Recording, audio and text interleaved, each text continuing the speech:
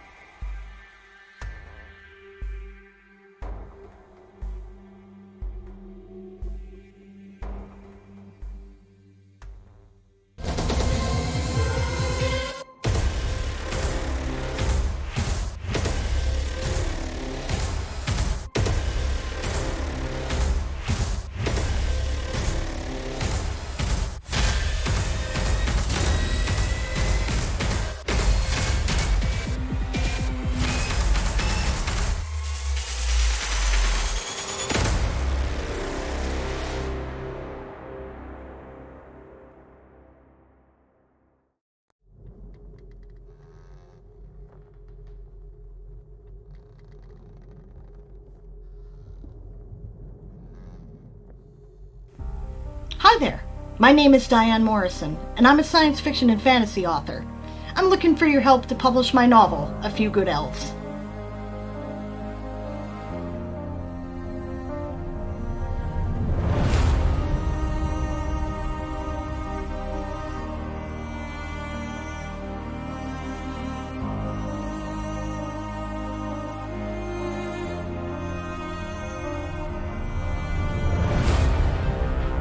Three years ago, you guys helped me publish Once Upon a Time in the Weird West, which is a collection of my Weird Western serial stories.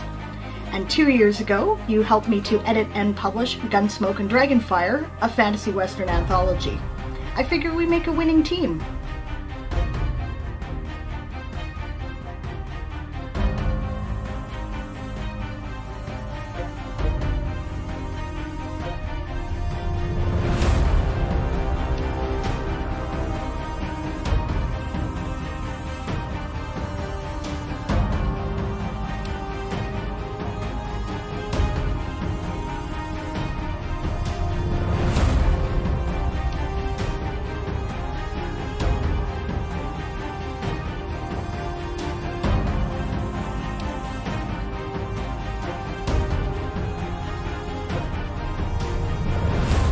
The Toysoldier saga is a fantasy space opera universe.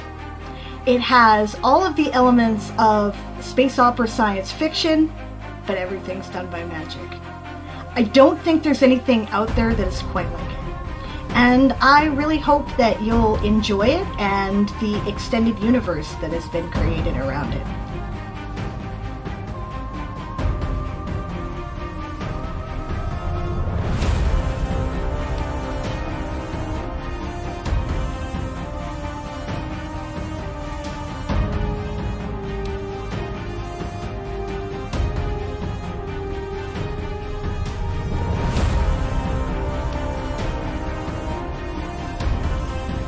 I am Chris. I play Arian, the grizzled older ex-enlisted elf.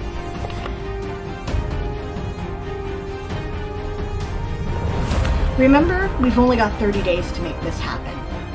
With your support, you can have some of the art that's been created for the books, you can have the stories, the ebook, a trade paperback copy, a hardcover copy, you might be able to get them signed.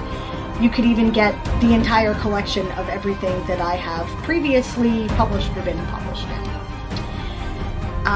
Thanks in advance for your support, and thank you for listening.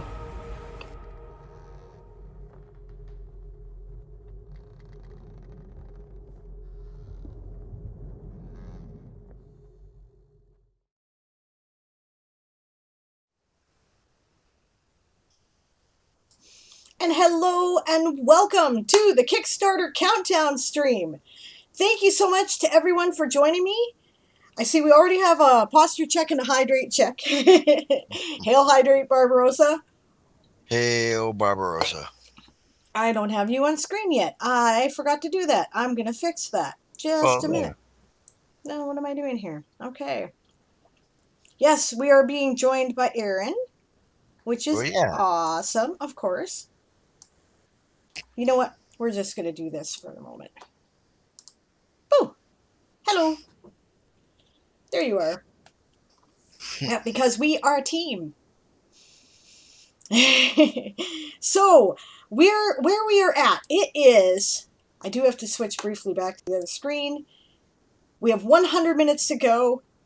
103 of you have already backed this. We have a total of $5,396. I really didn't imagine that we would actually reach this point, and I'm really excited about it. Thank you guys so much for all your support so far. Everyone who's here, everyone who told a friend, everyone who tweeted something or posted it on Facebook, and everyone who supported. You guys are amazing. Barbarossa comes in at the last minute. I've got some cash. Barbarossa has been he's just been amazing with the effort he's put into getting out the word about this. Both Aaron and I have discussed this. Yeah, you were going to get your name in the credits anyways there, Barbarossa. Yeah, it was going to happen. Yeah, just because. School is school is school. I understand, man. I really do. I understand being broke. And hey, you know what, guys? If you can't support today, that's okay. The book's going to be a thing, right? It's going to be out there. It's going to be published. You guys made sure of that. So you'll have your chance, right? Release day is September 7th, I believe, because that's a Tuesday. And weirdly, for some reason, books do better when they're released on Tuesday. Don't ask me why, but it's true. Traditional and independent publishing does this for that reason. And the audiobook's going to be a thing too, because we reached the first stretch goal, guys. I don't really think we're going to reach the second stretch goal in the next 99 minutes, because that's 7,000. That's like really professional quality audiobook. But yeah, you never know, right? So yeah, Tuesday is just release day, music too. Oh yeah, that's interesting. Music releases on Tuesday too. Yeah, it does, doesn't it? Yeah, I don't know what it is about it, but it's a thing. Right, so saying hi to everybody. Hello, Rowan. Hello, Barbarossa. Hello, Fantasine. Hello, Natalia. Hello, Rugrat. I agree. The World Anvil ad is awesome. One of the reasons why it was important to show it is because I really need to thank World Anvil for all of this. They've been amazing with their support. They've been, talking about the Kickstarter on their streams, and especially their community streams. They've been doing raffles, giving away copies of Toysoldier Saga stories. And, just the encouragement in the community. Plus, the world is on World Anvil, and that's probably the best way that it's ever gotten any attention. Right? So plus Jen and Dimitri are just amazing, and so is the community that they make around them. And I don't have, I don't have the words to describe how wonderful and how wonderful they are and how grateful I am. Right, so this is gonna be awesome. I can't wait to get this out. Hello in Harmony, good to see you. Have I missed anybody? Natalia.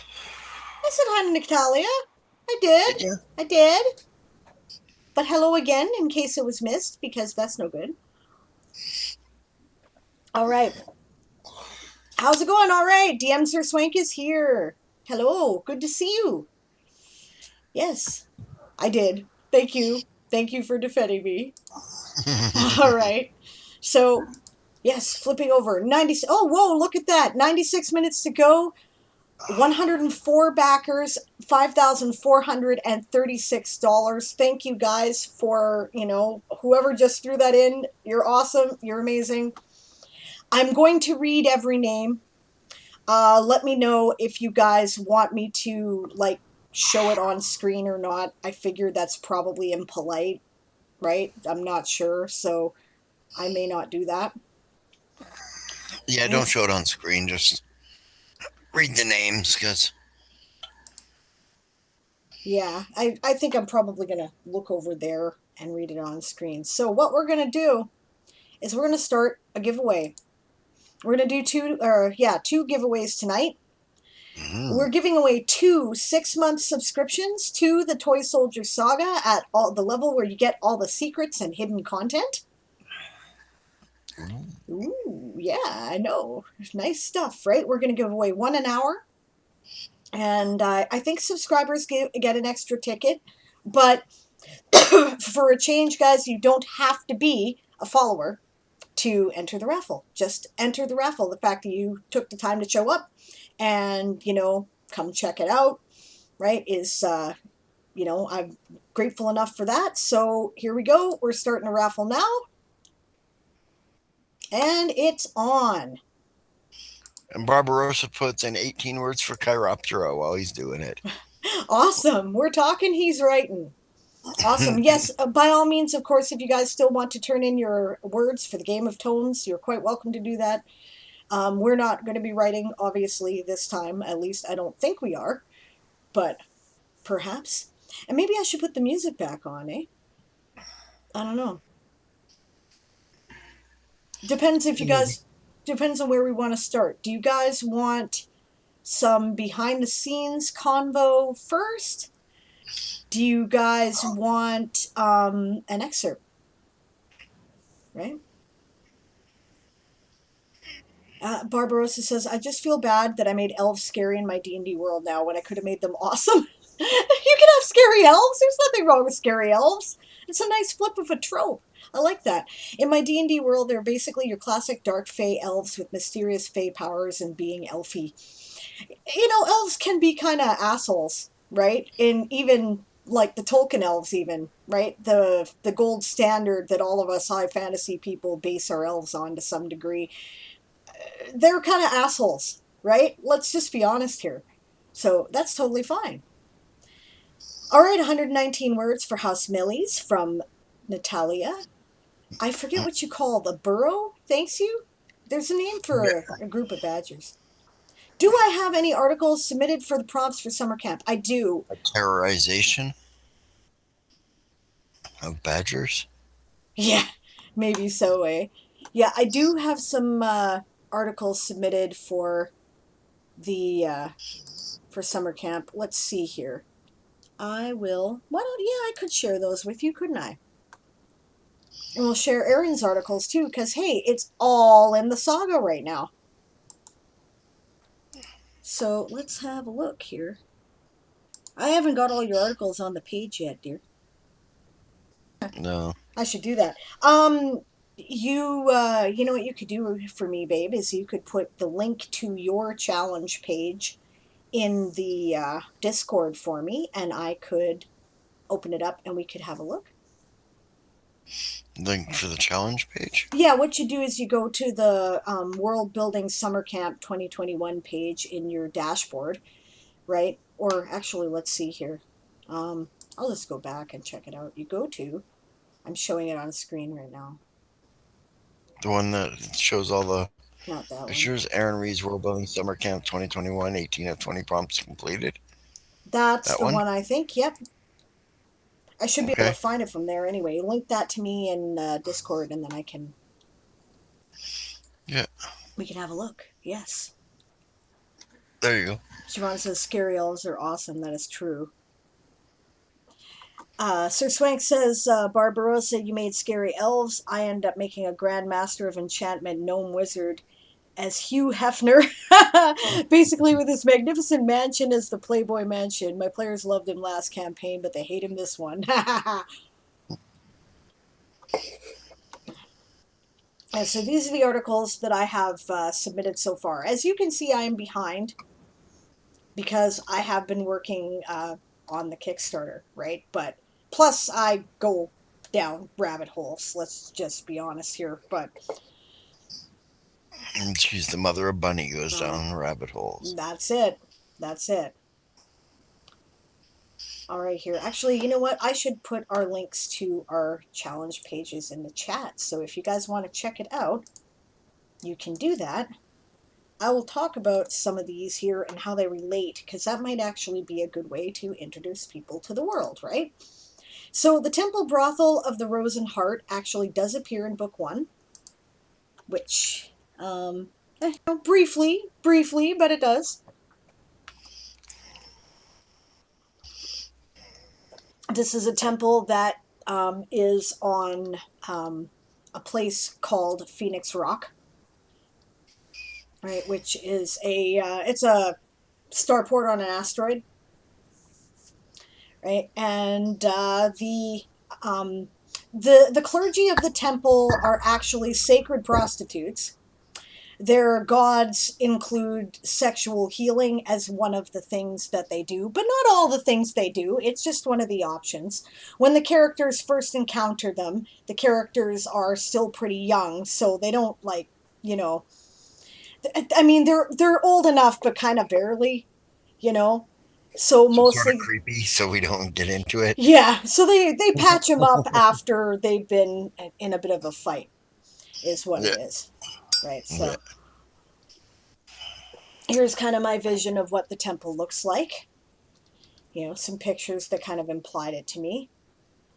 And then here's one of the secrets that you get to see if you get the subscription. After Freebooters Rock enters the Talasian system, trade dies off at Phoenix Rock, and the Temple Brothel sets up shop on Freebooters Rock instead. Yeah, so that's a thing that happens in book 4. 4, yeah. Yes. So this is the kind of stuff that you get to see, right? Oh, If you're just coming in, don't forget to enter the raffle. Yep, that's right. Exclamation point raffle to enter the raffle. Right, so there's the first one.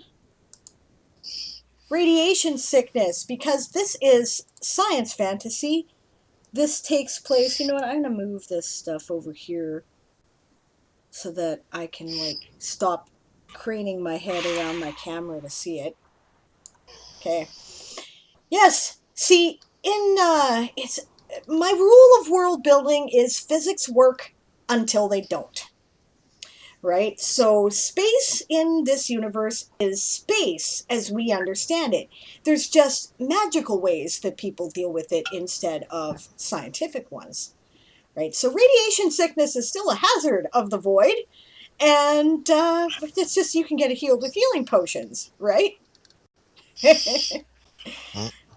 So this is a thing.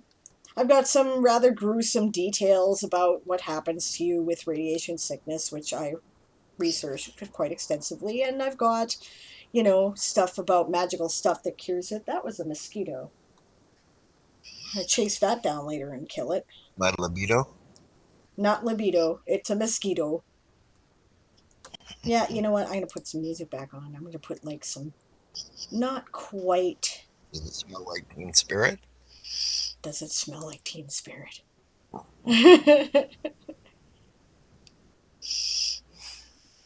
Let's see.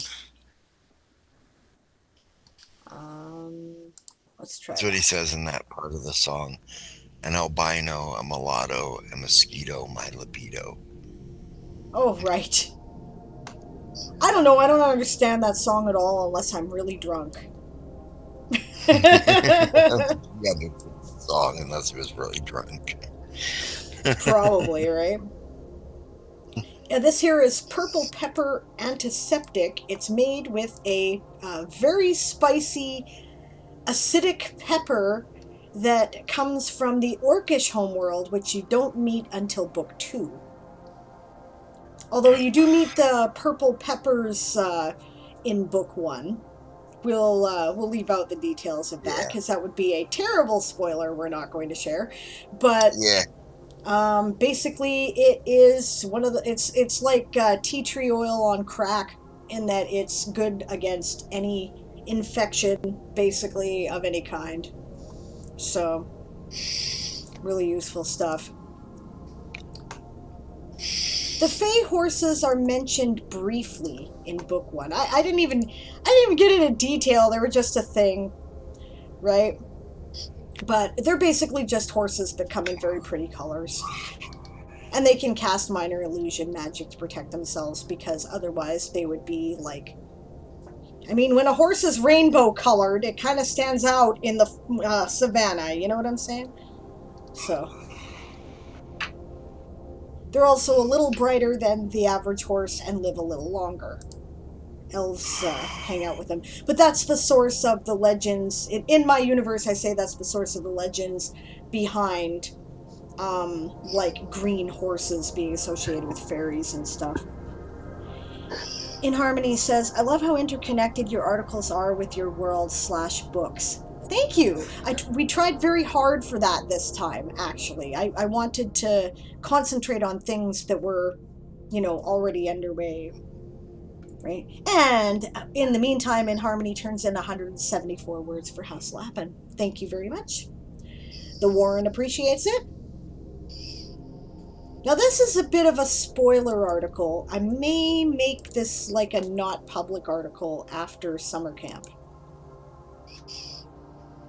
Right, but this is the Rua Alfar, the Star Elves. Right, and they used to be the ruling caste of the Avalonian Empire. Right, and then there was a whole series of wars and a bunch of other shit happened, and now they're like basically an endangered species. So this was my entry for culture that, cultural exports, because they're kind of like Rome. Everybody wants to recover their technology and their style and their magic because it was really cool and they can't do that cool shit anymore. So yeah, that's their thing. This one is kind of a recent invention, and I might have to make some last minute changes to some things in order to incorporate this. But basically the idea is there's a metal that they call star metal. It interacts with mithril, and the interaction creates a gravitational field. Also magic, time, and space, right? And that is how magic works in this universe. It's the manipulation of possibility. It's like pseudo-quantum physics, right? So this is a stylus made of this metal, the purpose of which is to write stuff that only mages can see. If you were looking at this spell book and you were not a mage, you would see the ink that's on the page, but you would not see these fancy glowy symbols, right? That is made with the stylus. So I may have to incorporate that because I was like, oh, I wonder how they do that. Oh yeah. So this is the place steeped in myth, Avalon, the lost homeworld of the elves. They can't get back because a supernova blew up, and that changed the pathways of the wormholes that connected them, and that limited the one passage back. Aw, thanks there, Sir Swank. He says, your articles are so cool looking. I'm not too great with BB code at all. I'm not great with BB code either, right? But I've got an Inner Sanctum membership, so I have access to some of the coolest stuff, right? And B, I don't know, I picked a theme that worked. Most of this stuff like this blue box here is actually just my allowed box. And I did like a fancy thing that somebody told me how to do in the Guild CSS help channel, and made my allowed boxes have a blue gradient, and then I just keep using it for everything. Hello, Satrium. Good morning to you. How are you today? Thank you for joining the countdown stream for the Kickstarter. Oh, and let's see. Fantasine said, that's cool. You're up Probably. early there, St. Drib. Yeah. So at 6 a.m. there? 6:30? Yeah, something ridiculous like that. 7:30 maybe. Mitsumiso says, hi, is there a time to use the channel points, or can I use Brainstorm now? I don't know, babe. What do you think? Oh, Sure, let's book. brainstorm something. Let's brainstorm something? Sure. Okay. Why not? Let's do it. We're going to briefly check in on the Kickstarter before we do that. Yep, fair enough. It's still at $5,436, which is awesome. 104 backers. We have 81 minutes to go. All right, let's put Aaron back up on the screen and let's do your brainstorm. Fantasines, oh yeah, was top of the book. Yeah, neat stuff, eh? That was a really cool picture. I found that on Pixabay. You know, who knew? Satrium says, doing all right, just woke up way too early, 7:30. Yeah, 7:30 is like... Too early. That's stupid o'clock for me. I'm like, nope. Why I look like this is because I've been having to get up at like 20 to 7 in the morning to, you know, because everybody's back at work now and I got to drive people around because, yeah, so, I don't, you know, I'm left to my own devices. I get up about 10. That is not good for me. Yeah. 1:30 where Rugrat is, so you're in the Eastern time zone. Thank you for staying up late and hanging out with us. We appreciate it. Yeah, Sir Swank says, that's normal time for me. Girls wake me up at 6:30 every morning. Good God. And then you stream at like 8 o'clock at night. You're insane. Well, 8 o'clock my time. What time is it for you? Do you get like 5 hours of sleep a night? That's insane. Yeah, 12:30. You're in Central Time Zone. Right. Yeah, I'm with you, Satrium. I would rather be up at 3 a.m. than 7. 3 a.m. means I haven't gone to bed yet. 5 hours usually. I can't function on 5 hours, man. I can't do it. Rugrat says, went to bed early, too much writing, so woke up at midnight. I might know a thing or two about that, right, babe? Yep. Yeah. Night owls unite. That's right. Fist bump. Just north of Shire-Red Fox by one state. Nice. Nice. Awesome.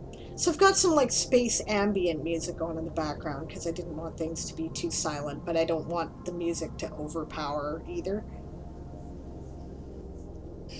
Hello, Coffee. Hello, Coffee. Welcome, welcome. So what do you want to brainstorm there, Matissimo? Yeah, go ahead. Absolutely. While we wait for that, I'll carry on with... Right, we were talking about Avalon. Go off camera for a few. Well, you're off camera now anyway, because I'm looking at... Yeah, let's turn my camera off. I found some great pictures on Pixabay and Artbreeder. Have I listened to the new music World Anvil told of us about today? I have not yet. I am looking forward to it. That will be awesome. Did you hear about this, babe? They made like a world-building inspiration music album for World Anvil in conjunction with, what was it, Norse Foundry. Oh, yeah? Yeah. I'm excited. No, I have not heard it. Is it good? Have you heard it? Tell me more. Aha. Okay, we have the brainstorm. Yeah. Saturn's like, my job just gets in the way of my night owlness. Yeah. No, I would rather work all night than have to get up at stupid o'clock to work. I'm with you. Okay, Matissimo says, hi. I'm trying to make a sci-fi one-shot, which the character joins to a cultic organization against teleportation. okay? Although I'm sure he would be a secular and just shift to Paris and forget these weird people left behind.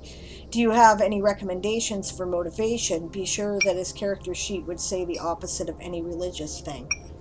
What, to join this cult?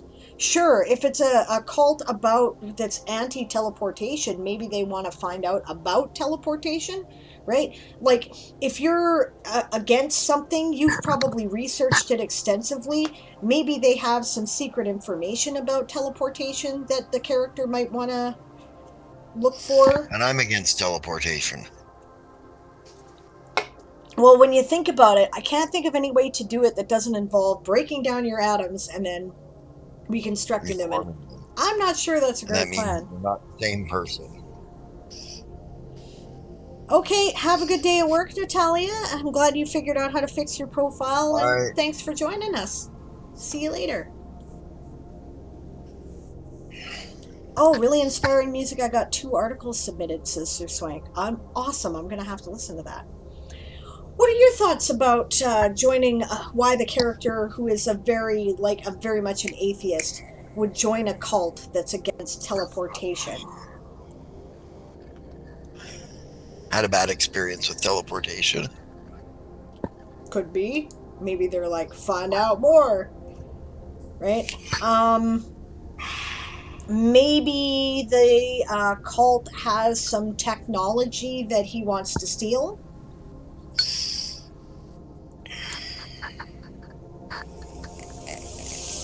Right? Like, it's sci-fi, right? So maybe they've got something that could prevent other people from teleporting within a certain area, which would be, or just redirect teleportation, maybe, which would be something that would be very dangerous in the wrong hands. So maybe they want it for, maybe they are the wrong hands because they're going to misuse it, or maybe it's the right hands and they want it because they want to keep it out of the wrong hands. So that's an option. Rowan's like, I want a portal. Fuck teleportation. Yeah, I want wormholes. Wormholes, that's what I want. Teleportation is just cloning over distance. That's exactly Aaron's point. That was Satrium said that. Yep. And Siobhan says, beam me up, Scotty. There's no intelligent life down here. Good question from Rugrat. What's the religious angle of the cult? Yeah, why does the cult have to be religious? Good point, Sir Swank. Why does a cult have to be religious? Why can't it just be one that tries to shut down the religion? No, that could be. Rowan says maybe the cult is big on portals versus teleportation, and portals are a cool economic thing because goods can be transported en masse. Good point. Because it's a cult, says Rugrat.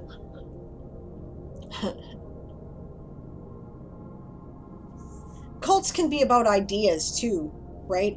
Or leaders. That happens a lot. Or, Didn't know anything about it. Yeah. Or, against something like the anti-vax movement. Yeah.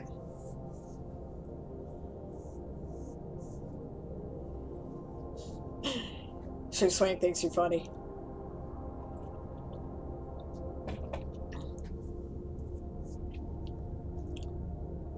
I've kind of run out of my well here. Does anybody have anything else to throw in? I think there's still about 7 minutes on the brainstorm. Yeah, I got the joke, says Sir Swank. Exactly. 73 minutes left to go in the Kickstarter. Very excited.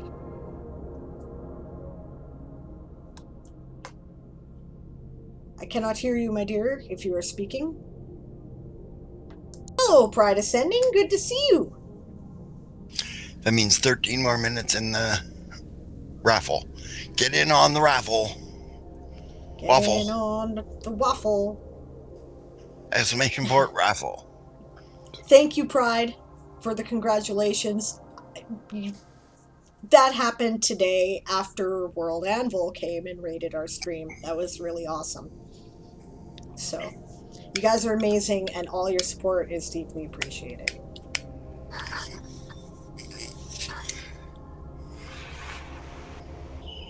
Didn't you already get in on the raffle there, Barbarossa? I'm gonna look to make sure. Time and space being the same thing, that would be a way to look at it there, Swank. It was a great raid. I was there, says Sir Swank. That's awesome. Yep, you're already on there, Barbarossa. You got tickets. You're good. Yeah, what was I saying here?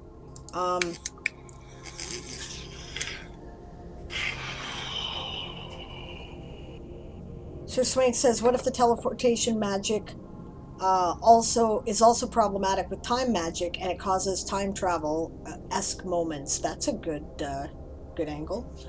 Matissimo says, let me give an example. Before, I've tried to do a one-shot that has something to do with prophecy. He firstly became a colonizer and then a prog. I don't know what a prog is, because firstly thought being a colonizer would make him unreligious, but then decided that being a prog would make him a better opposition. We're talking about this type of atheist. Or are you talking about the people? Okay, I see. Pride says, I was going to say it was above 5K when I checked earlier about 6 hours ago, but I don't know when World Anvil came to raid you, so that's about right. Yeah, at noon my time, so that was like 11 hours ago, almost. So that's awesome. Saturn's off to start work. I'm up this early, might as well use it. Yeah, I guess you might as well. Okay, have a good day at work. Thanks for joining me. I appreciate your company. Barbarossa says, I have been working on my Rifle Mage's World and I think I came up with an interesting idea. Instead of bullets, mages use an elemental object or foci in the rifle that allows it to fire a charged shot of pure magic. But I'm not sure yet. Yeah, that's cool. You can either invent some kind of unobtainium, right? Like, Star metal. Star metal, mithril. That kind of shit. Yeah, I might have kind of invented an unobtainium. But you could also use crystals. Okay, based on the type of atheist this guy is, I would say, Matissimo, you should create something that makes him, could potentially take down the cult, right? Because obviously this guy is, aggressively anti-religious. So the motivation would be something that would screw their day. And he would join the cult to infiltrate it and find out where this stuff was or how to get access to it. And maybe it's something that can prevent teleportation from happening within a certain area, or prevent a person from ever being able to teleport, or maybe it's something that would disrupt teleporters and cause some real damage, right? Or maybe he just wants to rob them, you know?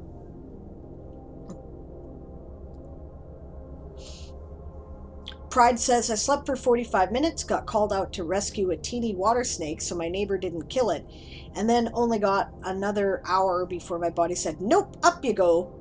Insomnia's a snot. Yeah, can relate. Happens to me a lot. Trust me, I know. Aaron knows, yes. 300 words from the Queen of Bats. Good job, Siobhan.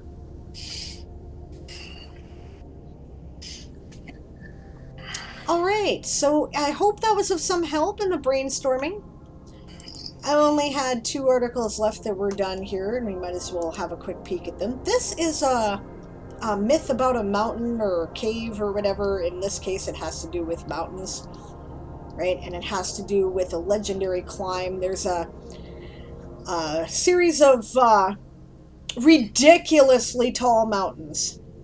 Hellishly tall. Which the people of the world of Carthan, which is one of the worlds in the saga, and Aaron's creation almost entirely, actually. It's like his original campaign world, right? call the Iron Hills with Australian euphemism abilities. And,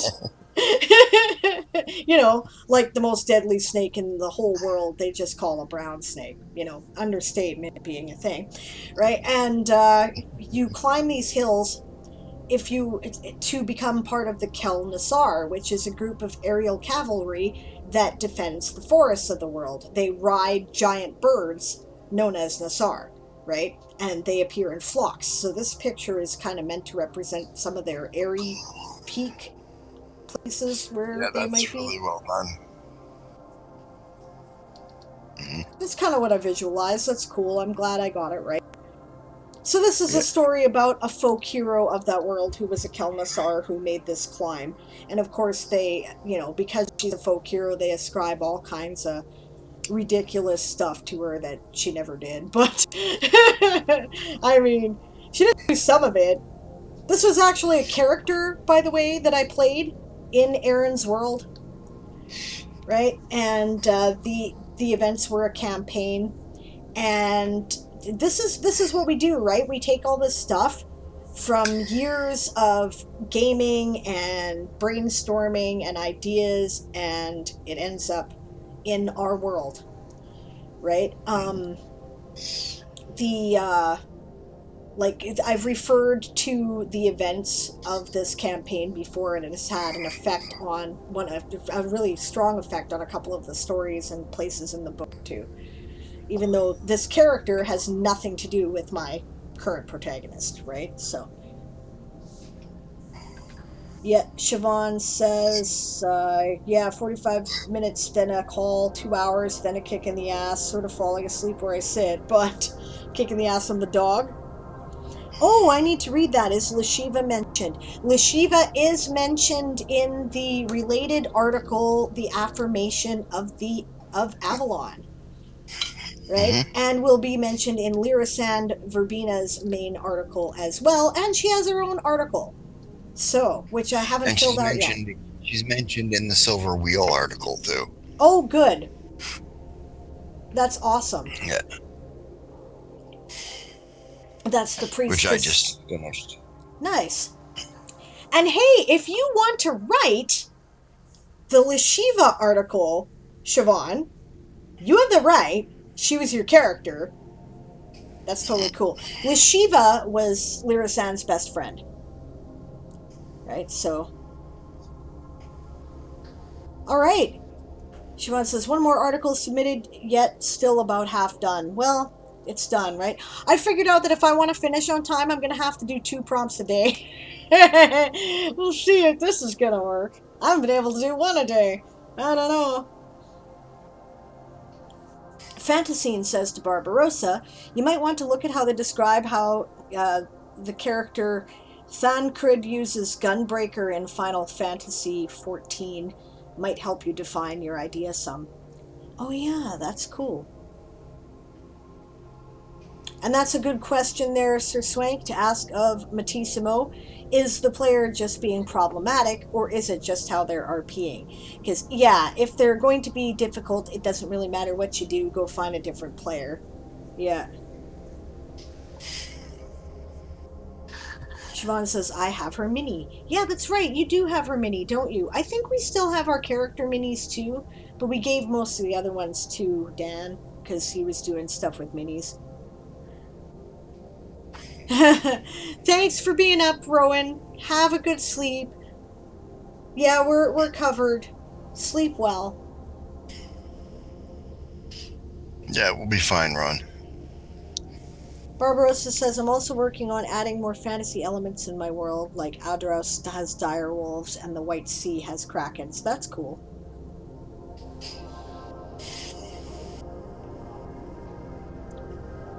Huh.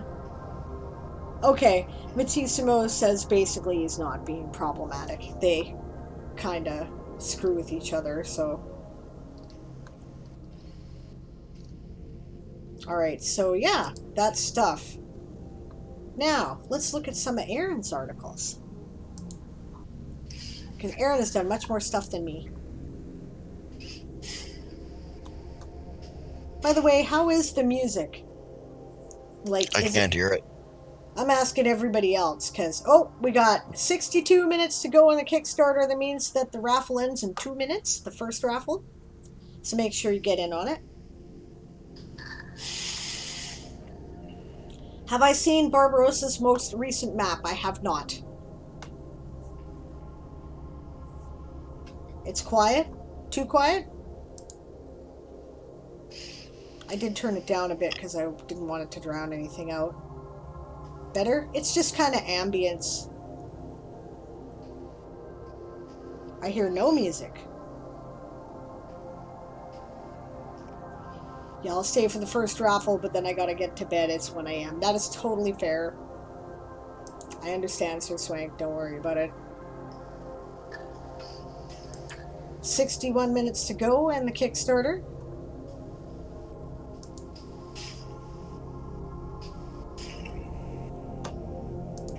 Alright, what was I doing? I was getting Aaron's articles.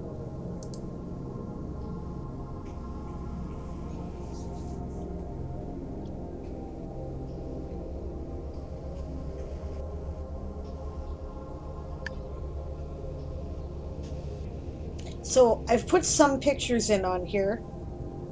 Yeah, she's doing some pictures for me. But obviously not all of them.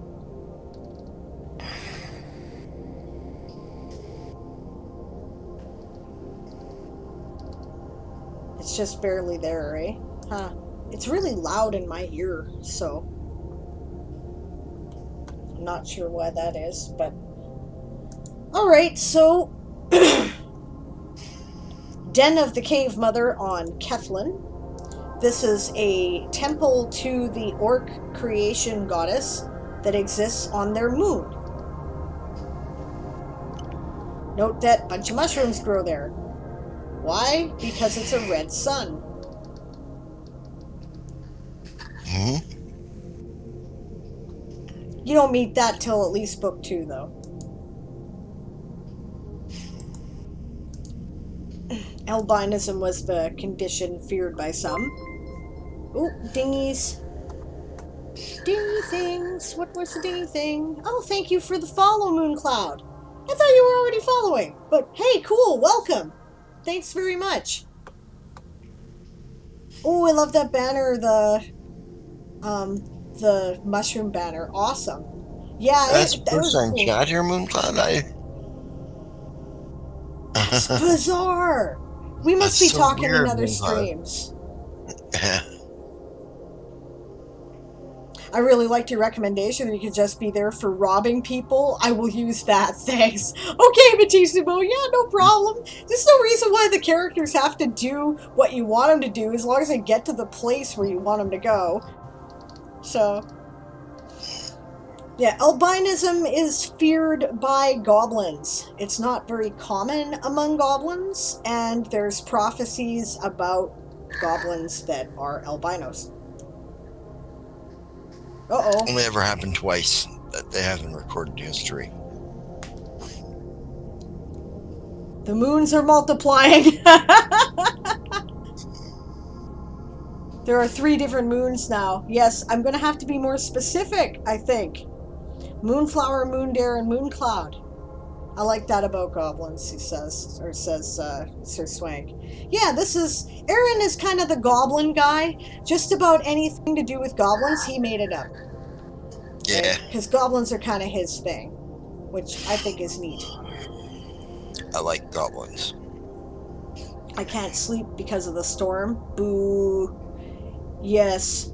Well, you should know my name by now. I do know your actual name, Aiden. It's just, Moonflower, right? Because you're Moon. Because I like to say goodnight, Moon. Because it's fun. Because I like real life puns. I think they're great. Or, wordplay. Aw, Mooncloud says my youngest had a nightmare and woke up screaming. That sucks. Oh, poor thing. Yeah, there's like a hella storm going on in Moon's neck of the woods there, right? Moonflower's neck of the woods. Yeah, there's like massive super tornado strips that are going over like the place where the Canadian and American border is, basically. Like, just somebody's house was just fucking trashed. The kind of stuff where people say, well, don't live in Tornado Alley. Yeah. It's starting to be Tornado Alley. Another one. Jesus. Welcome to climate change. Well, we're like 1 minute past the... Oh, we're 1 minute past the raffle time? Okay, so we're going to do the raffle then. And Waffle. the winner is... Dun, dun, dun. Well, and of course it makes me go back to the thing here. It just got him back to bed, says Moonflower. Or no, Mooncloud, rather. Sorry. Yeah. Sir Swank says, I wrote about a corrosive dragon blight for my illness. That's cool.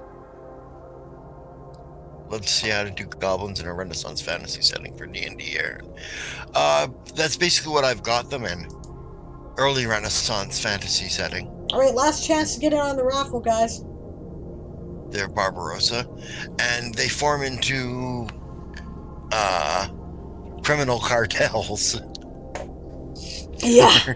That's what they do in our universe. It's like the Medicis, only on a massive interstellar scale. Yes.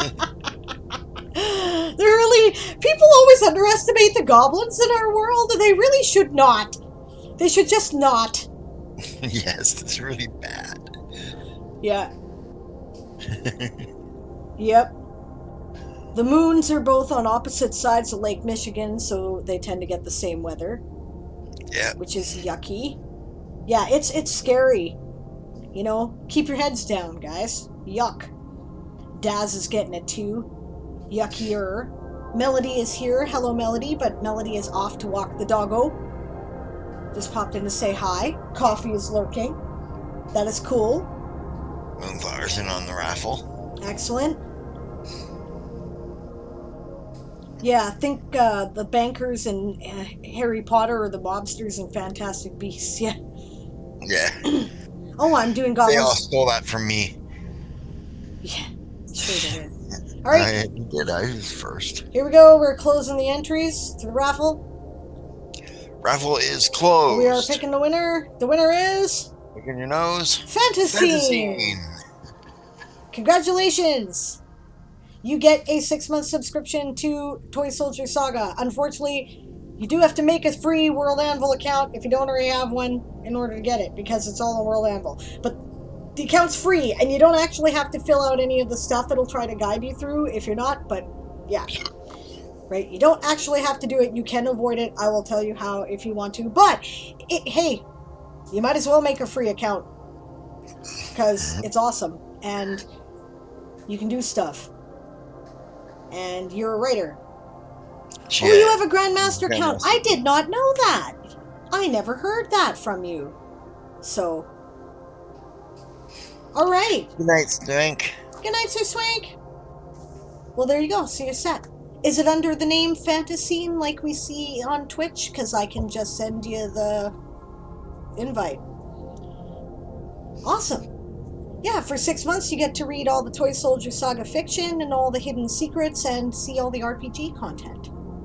So, yeah.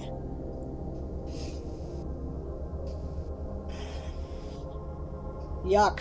Mooncloud says, I've had enough tornadoes for this lifetime. Been through 6. Yeah, that is enough. Thank you. Congrats, Fantasine. Make sure to message me on Twitch or Discord to remind me, and we're going to do another giveaway now. Because we're giving away one more of those. Give it away, give it away, give it away now. That sounds cool, Barbarossa. You did a thing in this D&D world where the Roman Empire was giants.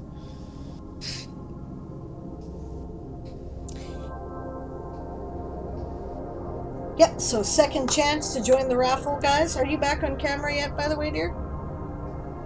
No. No? Okay. No need. You're doing showcases and stuff anyways. Well, I'm showcasing our stuff for a change. Yeah.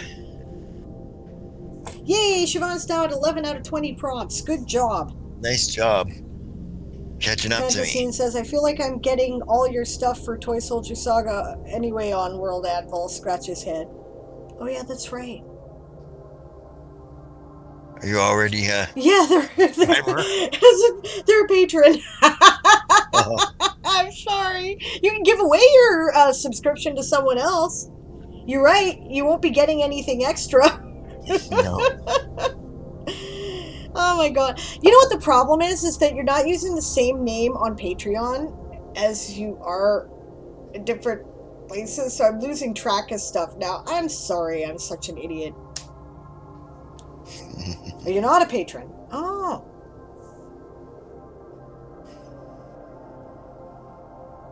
Oh, Pride's okay. No, okay. I'm sorry, guys. I'm tired. Pride Ascending and Fantasyne's names are both bright blue on my chat. And I was Yeah, reading what Pride Ascending was saying and attributing it to fantasy. and attributing it to Fantasyne, so I'm confused. Okay. Yes. Yeah, then you are missing some stuff. I was looking, trying to figure that out. I'm sorry, I'm like, yeah.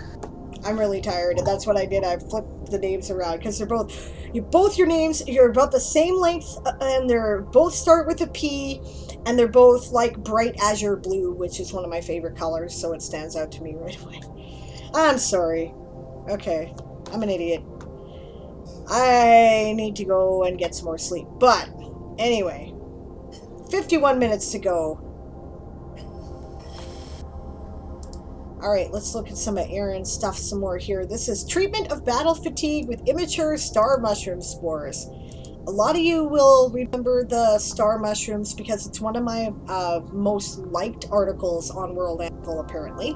And if you'll recall, those of you who did see it, there's the mature spores are blue and help protect you from radiation sickness. And the immature spores are green and they're hallucinogenic. Well, Aaron has drawn upon some real life research into the use of hallucinogenics to treat things like post traumatic stress disorder, alcoholism, depression, right? And says that there are certain groups who work with them on a regular basis who have figured out how to apply that, which I think is neat. So, yeah. Oh, wow, Pride. You were soft than me, and I thought I was tired. I've been getting about 4 hours sleep a night for 2 weeks, right? Fantasine says that I've had exactly an hour and 45 minutes of sleep in the last 2 days. I'm as tired as you are. No, you're more tired than me. That sucks. Yes, that's true. They've also had some success treating migraines with Grains. Yep. hallucinogenic mushrooms. Yeah. Psilocybin mushrooms. Yep. Yeah, I know. I recommended them to a friend who gets cluster migraines. Mm-hmm. Really useful.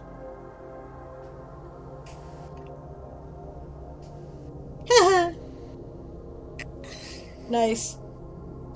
Fantasine says, Pride is awesome. I do not mind being mistaken for them.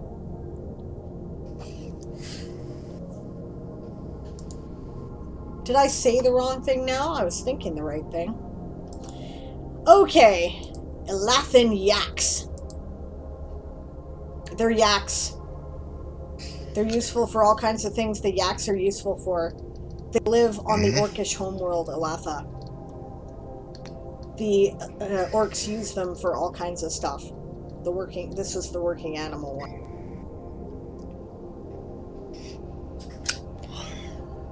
Proceeds to giggle. I love you, Sable.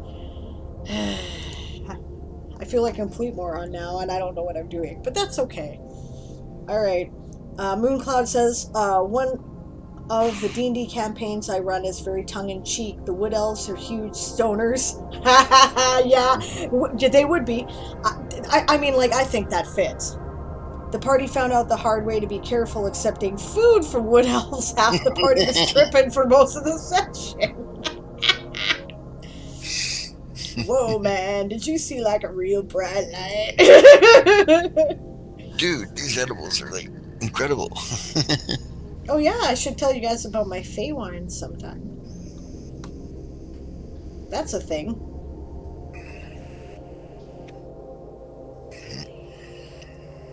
Hey, that's not so bad, says Pride Ascending.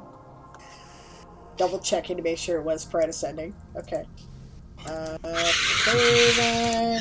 Now you're doubting yourself. I am.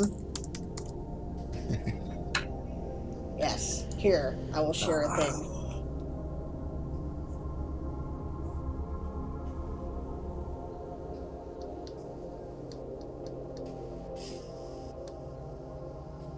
That is not a Pixabay picture. I took that. Because I made this stuff. This is... Okay, so their Feywind that they talk about in, various fantasy settings and whatnot is based on a real-life thing called Maywine. And for those of you who aren't familiar, they put sweet woodruff into alcohol, usually overnight. Sweet woodruff is an euphorant. Yeah, it's a euphoric herb, right? So it's it makes you giggly and fun, right? And I mean, the hangovers can be killer, but you have a good time. Yeah, I remember Siobhan's first time on mushrooms too. Yes.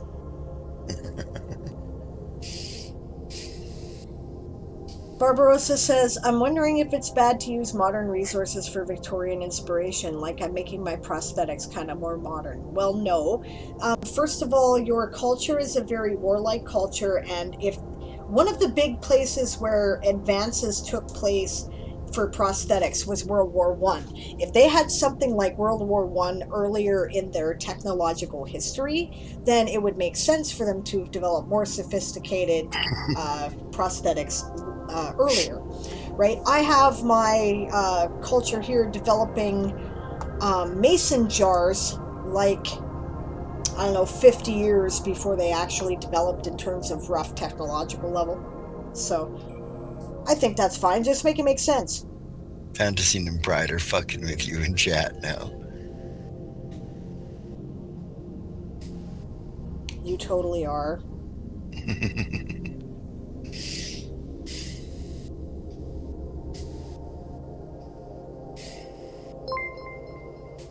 I'm just going to ignore y'all is what I'm going to do.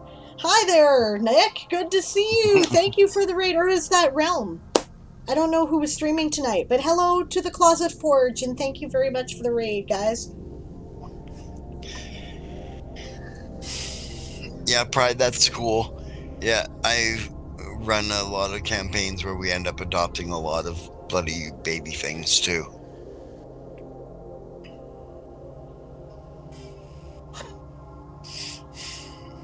Yeah, at least you're not my party. We've adopted an adventurer, a red dragon baby, a 5-armed horror, 4 moorbounders, a kobold, and now a baby owlbear.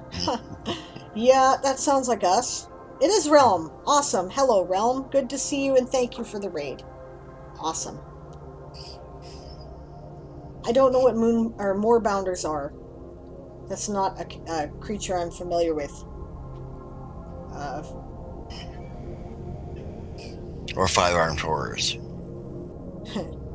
Siobhan 2-timing us. Coming in with the raid. Awesome.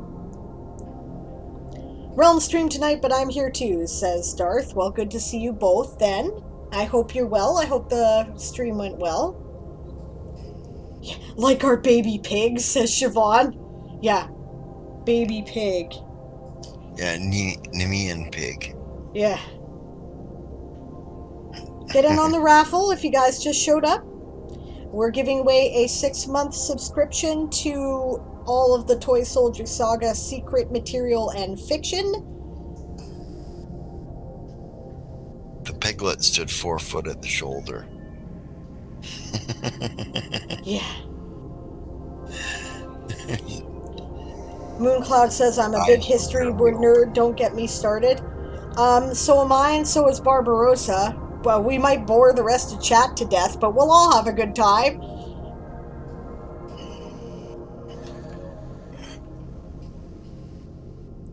Mooncloud says, sounds like one of the characters in my Dragon Hunter stories. Did you just read this? Babe? What's that? Did you just read this one? Sounds like one of the characters in my Dragon Hunter stories. She will fall in love with anything cute, fuzzy, and homicidal. No, I didn't read that one. That's funny. I got characters like that too. Mooncloud says, my degree is in history and political science. I don't have a degree. I'm just a really interested and fairly well-read amateur in terms of like the basic level of stuff. I read broadly and a lot, and I have an interest, right? Will I have more specific information like what you studied? No, right? And whatever it was that you specialized in, you will know butt tons more about it than I do, but I might at least be able to follow and go, oh yeah, okay, right. I remember reading something about that vaguely in one article somewhere, right? So, yeah. Oh, you I can have a finally hear degree me. in drinking. What's that? I have a degree in drinking. Yeah. After learning I wasn't such a genius, I'm thinking. I soon became a master entirely at drinking. Mooncloud says she adopted a slime monster who's actually a pretty nice guy and wants to be a knight, so she named him Sir Squidgykins. Okay, so legit in game, this was still in second edition D&D. And this is a character that is going to be a minor character in the stories, by the way. She is like an underground druid, right? So she had an affiliation with like underground creatures. So she had a pet gelatinous cube, whom she named Jelly. Which, if you look down a little further on that thing, you will see under the Goblin Ghost. Under the Goblin Ghost, Jelly Monster.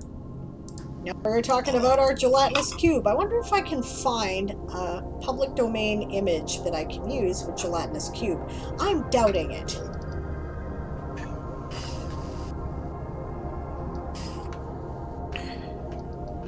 That's my species surviving in a inhospitable environment.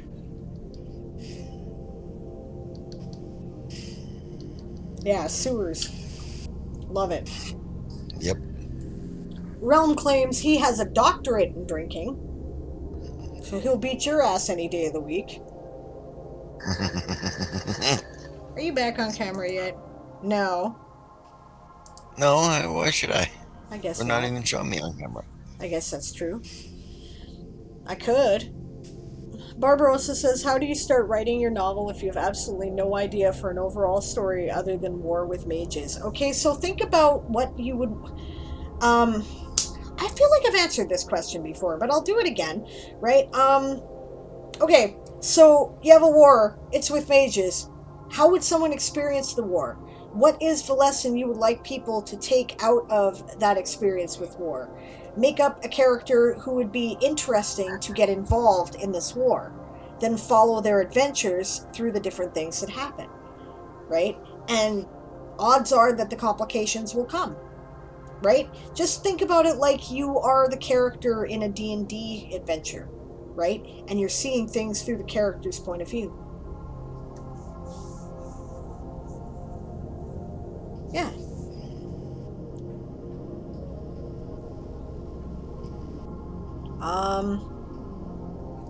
Mooncloud says, meh, most of what I learned you can learn by reading on your own. I specialized in World War I and World War II due to the fact that the entire socio-political structure of much of the world changed. It was the death of old world European empire. Yeah, you know what? Okay, so actually, you're right. Mooncloud, you, me, and Barbarossa got to get together in a room. If we started talking, we would bore the whole chat because I've done a lot of research on this too, because a lot, just personal research. Although I'm sure, again, yours is more like you are bound to know a lot of things that I do not, but I at least would be able to follow the conversation because a lot of what happens in these books are kind of inspired by the world wars, and the comparison is deliberate, right? So that is There's some cool. comparisons to the Napoleonic Wars, and there's some comparisons to World War I and World War II. Yep. Fantasine, double checking to make sure it is. Fantasine says just what everyone needs: a gelatinous cube pet, the Roomba of fantasy gaming. Exactly. Oh, there's a picture. Not the right kind of gelatinous cube, but technically they are gelatinous and they are cubes. Okay, well, I'll look. Cool. Is it Jello? Oh, and this one is more serious. All right, cool. We're gonna look. Well, that's true. They are little. It is little squares of Jello. Little cubes of Yeah. Jello. That's what it is. Which would work. I probably should like keep that up actually and save the page because maybe I can. Here, you know what? I'll put the link to you and you can tell me what you think. That's what I'll do. There's one. And Where? in the Discord messages there. And then there's this one.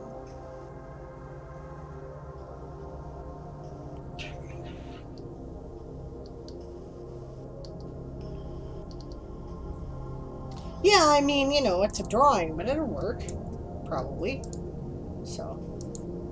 I mean, that one does look like a bowl of Jello. Yeah.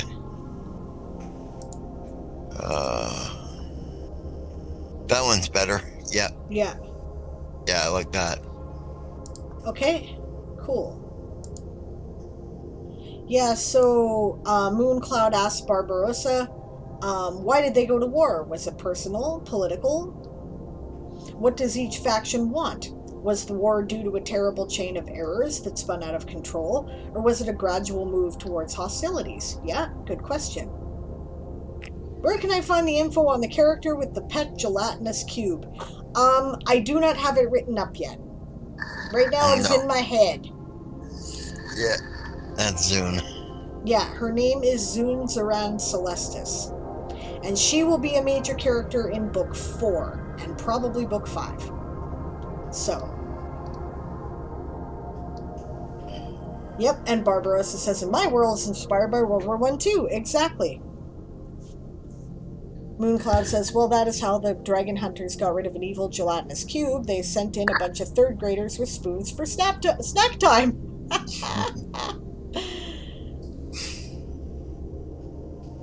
Where do you get a non-drawing picture of a gelatinous cube, Sable? Well, good point. I just mean that some things look like paintings and others don't. Maybe I'll make my own sometime, because somebody should make a painting of a gelatinous cube. They're just too cool.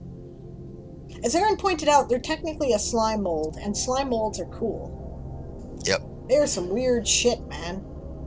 I looked them up. Slime molds for this. Like, you can see that in the thing here. It's got like a scientific name and everything. Neat. Yeah. Barbarossa responds with, I have no idea who is even fighting this war right now. I'm bad at planning. Well, think about it. You've done a lot of research into military history. Why do people get into wars? What do they want to accomplish? You have the Aldraus Empire, right? These guys sound like some serious Prussian assholes. That's what they sound like to me. They sound like they're going to be like colonizing all over the bloody place, right? Maybe they pissed somebody off and said, you can't have, and that those other people said, you can't have our shit, and then we're at war, right? So. Yeah. Easy to piss people off when you're colonizers. Yep. Trust us, we know. The natives are still pissed. For obvious reasons. For obvious reasons. Obvious and really justifiable reasons. Don't blame him one bit. Siobhan, okay, Mooncloud says, I have a whole series of these stories. The dragon hunters are frauds who fake dragon attacks to scam villages. Essence of Dragonheart. Nice. Shades of Dragonheart. Right? And until the real dragons found out and sued them for defamation of character. That's even better. So now they go on adventures to pay their legal fees. Just searching cube on Pixabay yields nice results. Thank you, Moonflower. We will check that out then. That is cool.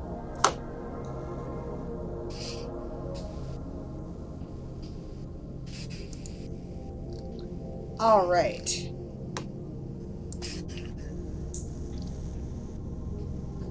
So yeah, Aaron's got the Core Maiden Warhorse, which is a unique, rather super intelligent horse. But he did this as an ethnic group. Yeah. Which I think ethnicity. an ethnicity whose cultural exports are highly sought after, namely themselves. People want a Core Maiden Warhorse as a, like, companion because they're smart and they're the best.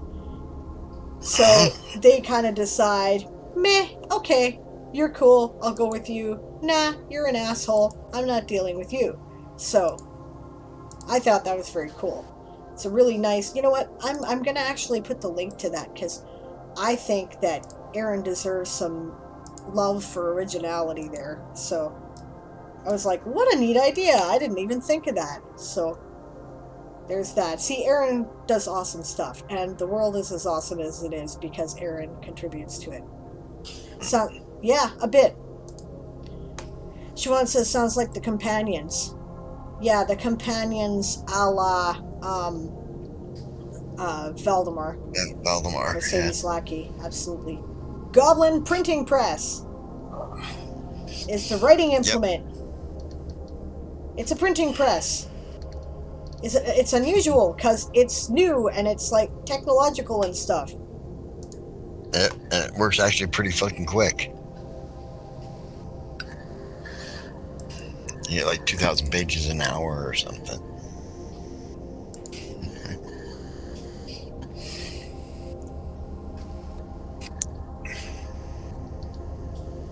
Because they got steam power.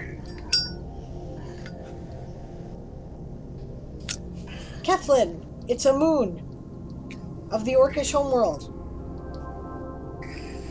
connected to that temple that he wrote about earlier. The Shadow Pool, I think that's some serious spoilers. I'm kind of surprised that you did it as a public article. Shadow Pool is going as a private article after Summer Cap's over. Ah, gotcha. So spoilers, guys, the Shadow Pool. This is a thingy that is secret to a goblin secret society. The Goblin Ghost is that myth about albinos that we spoke of earlier.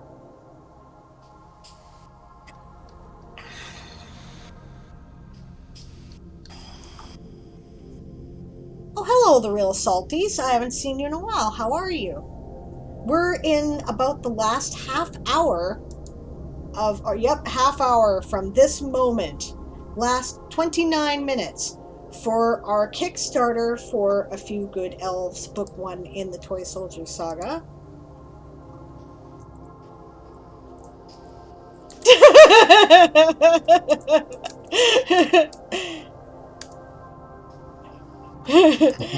Apparently Moonflower appreciates your sense of humor.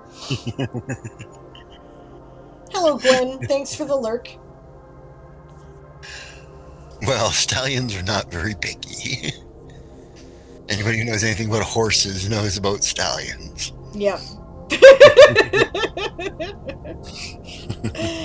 Yeah, stallions.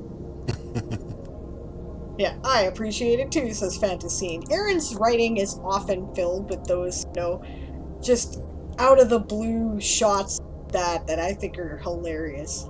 So. Mooncloud says, the main character is a fake knight with a natural lack of moral fiber, an atrophied sense of empathy, who in the latest story has been cursed with altruism. He is now compelled to give away anything he steals to widows and orphans. Right now in the story, he is stumbling through town screaming obscenities, throwing gold pieces at the orphanage. This is books. I must read these. Welcome, Jagtress. Oh, I wasn't in Writer's tab because it was confusing. Yeah, well, that's because... Yeah, we're at special events. Because this is it. It's Kickstarter. It's the last 28 minutes to go. And we are, doing a countdown, basically. Hanging out, chatting about stuff with our world. We almost got a flush. 3, 4, 5, 6. Almost. We need one more number there, so get on it, people. Hello, Jagtress. I think that might be... Yes, first time chatter. Welcome to the stream. You've come at an Yes. interesting time because normally we do writing streams and gaming streams and, well, gaming in terms of like RPGs and talking about them. But we are doing a stream about our Kickstarter for book one in the Toysoldier saga, which is a fantasy space opera universe, sort of a military science fiction thing, only with magic, right? I like to describe it as, what did I say? World of Warcraft meets Treasure Planet and Master and Commander. So, and that's why this is a special event. I can't see it well. How much is left? We have made the first stretch goal. We are at $5,436. The original goal was $3,690, right? So book is published. That's going to happen. That's a thing. You'll see Almost that. $1,800 over. Yeah, it's $750. yeah. Which This is going to pay for the. yeah, this money is for the audiobook. Right? So, we are going to make an audiobook. And that's funded now too. The next step up from that, we're not going to reach in 26 minutes, right? The next step up from that was $7,000, and that was to pay a professional voice actor union rates to do a professional quality audiobook. Like super pro stuff. But aha, yes, I was talking about this on Josh's podcast. You're absolutely right. I was on the Just Joshing podcast like a couple weeks ago, a couple weeks ago. And it was a lot of fun. And that's where I knew you from. Okay, yes, I remembered your name, but I was not picturing. Glad to see you. So, awesome. And thanks for coming. Short stories for now, says Mooncloud. They began on my streams as interactive fiction. I would give options and chat would vote to help guide the story. That is cool. I'm working on pulling them together for a book, so maybe the next Kickstarter will be yours to fund that, because I would buy that shit. I'm telling you. Sounds like fun. That would be great. I did come at an interesting time, says Jagtress. I missed the last few because, well, Critical Role takes priority. Fair enough. Alright.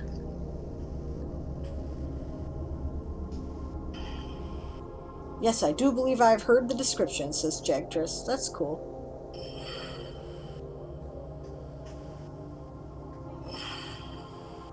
Huh.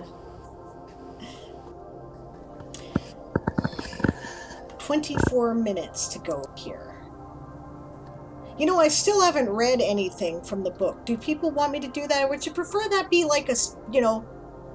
I mean, the book's going to be a thing now. Would you prefer to wait till you read it yourself?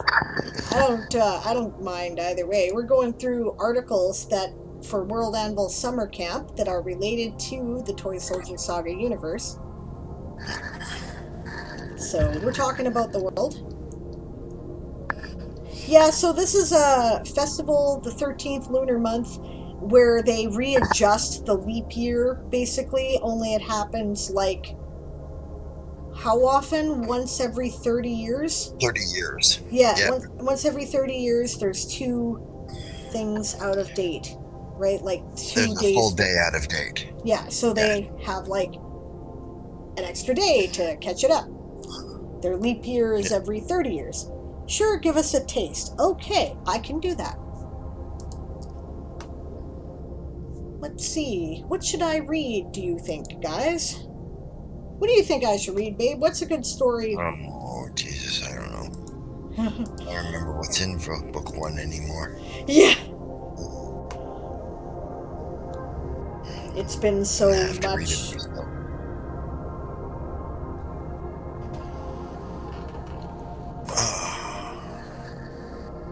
And so this is where I put it on World Anvil. I think I'm going to shut off the ambient music right now because... Oh, I know what I should read. I totally know what I should read. Okay. We're going to read the scene for the Aces High audition. That's what we're going to do. I think that would be a great scene to read. Okay, this is my pitch here. This is my, blurb pitch thing. A Toysoldier, a derogatory slang term for an elven marine. Battles great and terrible, small and bitter, raged across known space as the wars of elves and orcs played out their legacy of hatred across the stars themselves. Epics would be written, songs would be sung, but wars are fought by real people with loves and families and homes. All Shandar Sunfall ever wanted to be was a star pilot. Raised on his father's ship, he has found an affinity for the stars, although as a mixed-race elf and a bit of a troublemaker, he often runs afoul of his commanding officers. Now the orcs have returned to once again wage war on their ancient enemies. The fate of his people is at stake. Although he is too young, Shandar lies about his age to join up, but he is about to learn that no matter what the sagas say, war is no great adventure. Right, and then so that's my pitch. And that just smeared that shit all over my glasses, and I still can't see. I don't know what the hell that was. Alright, Moonflower is going to try to get some sleep before more storms are being loud. Cannot blame you. Thanks for coming tonight, hon. Sleep well. Alright. And Mooncloud's got to go to bed again now that the kiddo's asleep. Can't blame you. Going to leave a listen while I wrap things up and head out. That's cool. No worries, and congrats once again. Thank you, and have a great weekend. You too. Yeah. Alright. Have a good night, Moons. Yeah, good night, Moons. Doesn't quite roll off the tongue. I just watch when it's hilarious. I love it. Okay. Where And was now I you can't here? mix up fantasy with. That's right. Oh wait, no, you can still mix up fantasy. Yeah. This is with Pride. I thought it was with Moonflower for some reason. Right, yeah. Where was I here? Chapter 9. I should be labeling the chapters better, I'm telling you. I should have done what I did with the Weird West and called them all, like, stuff that tells you what they're about, if you know what you're talking about. Okay, I'm pretty sure it's this chapter.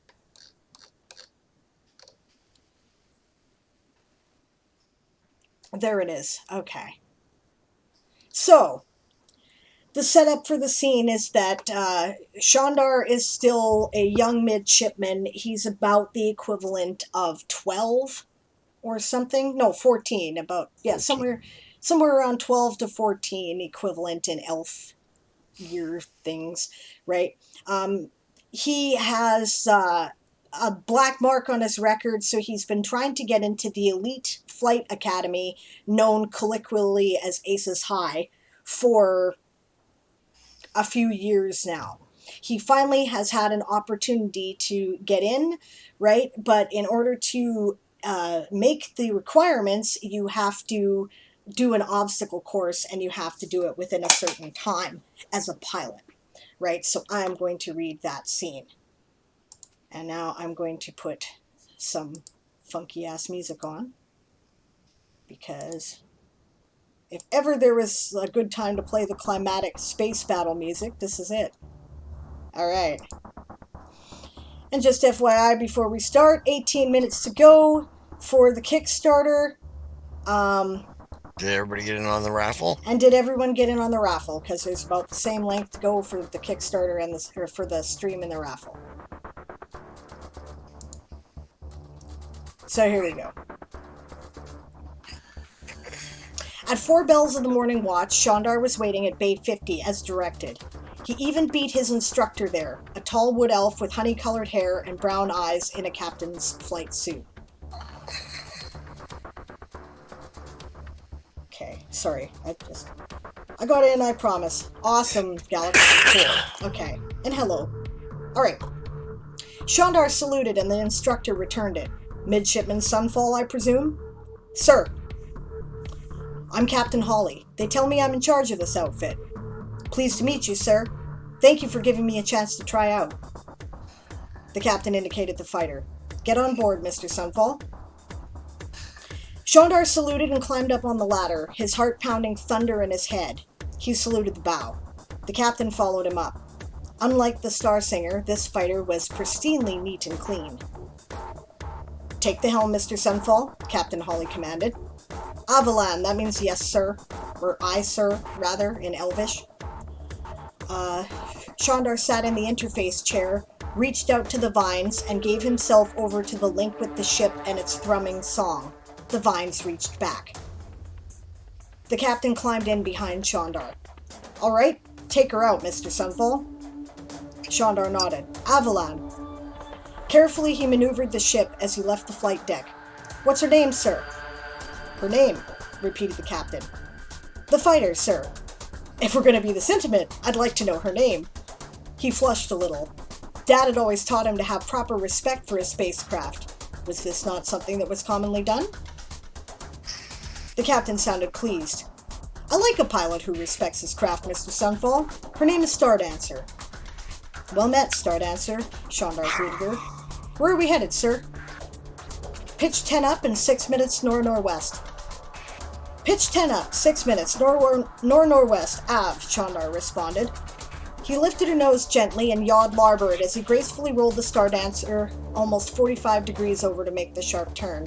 He checked his pocket watch and flew for 6 minutes into the sparkling asteroids named for Freya's necklace at the required bearing. Eventually, he sensed 2 asteroids floating in a stationary position side by side. I suppose I should explain that the pilot has a mental link with the ship and senses things through the ship's senses. They don't have vision per se, but everything has a gravitational current and they sense those currents. Okay. Eventually, he sensed 2 asteroids floating in a stationary position side by side. He saw them because it was near to the 6-minute mark, and they were flagged with Fey fire. It illuminated them even among the surrounding crystal asteroids, reflecting and refracting the sun's ambient light. He can also see out the window in this thing. There's like a slightly... In the fighters, there's like a window with a glass. Right? 6 minutes, sir, he informed the captain. "I'll stop." "I'll stop," Shandar repeated, and he halted the fighter directly before the glowing rocks. Now that he was bonded with the Starsea's engine, he watched the Aerts winding in and out of their mingled gravity wells like a shimmering whirlpool. "Good to see that you can take directions," said the captain in a dry tone. "All right, Mr. Sunfall. As you may have guessed, this is the course you need to run. You must complete it in 10 minutes in order to qualify for our academy. It's a slalom-style exercise. You must circle every glowing asteroid. There are 20 of them. You will be docked 30 seconds for each one you miss. I will caution you that the course is in 3 dimensions as well. If you fail to do the course in 10 minutes, or if you crash the boat, you fail. Do you understand these instructions?" "Avalan," Shandar replied breathlessly. "Then are you ready, Mr. Sunfall?" "Avalan." Captain Hawley paused. Shandar assumed it was to look at his pocket watch. He held his breath. His whole life had led up to this moment. He prayed to Arian Rod that he would not screw this up. A few moments later, the captain said, "Go." Shandar was off almost before the captain had finished saying the word, looping a figure 8 around the 2 initial asteroid markers. The captain hummed in approval. "Good, most candidates treat them like a gate and lose 30 seconds right off for not paying attention." When he'd finished, Shandar noticed a bright blue glow ahead, trailing its Aerts at about a 15-degree yaw starboard. He made a beeline.